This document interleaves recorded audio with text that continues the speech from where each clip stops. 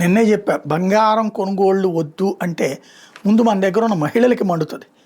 ఇప్పటిదాకా మోడీని అభినందించే అభిమానించే మహిళలు కూడా ఇప్పుడు భర్తలు ఏం చేస్తారు, ఇంత అప్పులు చేసినో లేకపోతే సంపాదించిన రూపాయి అంతా బంగారం పెట్టి బంగారం కొనాలంటే కష్టమైపోయి వాళ్ళు అది మోడీ కూడా చెప్పాడు అన్నారు అనుకోండి, ఆడేంటి చెప్పేది నువ్వేం చెప్పేది అనే మాట మాట్లాడేస్తారు.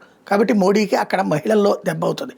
రెండవది బంగారం తయారీ వాళ్ళల్లో కూడా దెబ్బ అవుతుందని నేననే ప్రస్తావించా. ఇప్పుడు అదే మొక్కని బంగారం తయారీదారుల సంఘం కేంద్ర ప్రభుత్వానికి లేఖ రాసింది.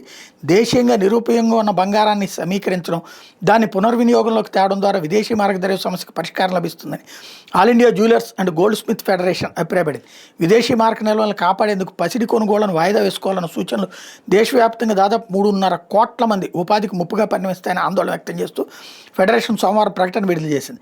విదేశీ మార్క నిల్వలను కాపాడుకునే చర్యల్లో భాగంగా పసిడి కొనుగోళ్లను వాయిదా వేసుకొని ఆదివారం ప్రధానమంత్రి నరేంద్ర మోడీ పౌరులకు విజ్ఞప్తి చేయడం, ఈ నేపథ్యంలో కొనుగోలు వాయిదా వేయడం కాకుండా దేశీయ పసిడి సమీకరణ వ్యవస్థలో సమూల మార్పులు తీసుకురావాలని అసోసియేషన్ కోరింది. ఈ విషయం మీద కేంద్ర వాణిజ్య శాఖ మంత్రి జోక్యం చేసుకోవాలని అడుగుతోంది. వినియోగదారుల ఆలోచన ద్వారా అకస్మాత్తుగా వచ్చే ప్రతికూల మార్పుల వల్ల ఆభరణాల దుకాణాలకు వచ్చే వినియోగదారుల సంఖ్య తగ్గడమే కాకుండా తయారీ యార్డులు మందగిస్తాయని ఫెడరేషన్ హెచ్చరించింది. దీనివల్ల సరఫరా వ్యవస్థలు అత్యంత కీలకమైన చిన్న తరహా ఆభరణాల వ్యాపారులు, చేతివృత్తుల వారి ఆదాయం మీద తీవ్ర ప్రభావం పడుతుందని ఆవేదన వ్యక్తం చేసింది. ఇప్పటికే వాళ్ళని నాశనం చేసిన కార్పొరేట్ కంపెనీలు అప్పుడేం మాట్లాడలేదు, ఇప్పుడు వీళ్ళు చెప్తున్నారనమాట.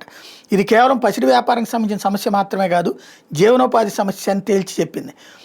బంగారం కొనుగోళ్ల తగ్గింపునకు బదులు పలు నిర్మాణాత్మక చర్యలు చేపట్టాలని ఏఐజేజీఎఫ్ ప్రభుత్వానికి సూచించింది.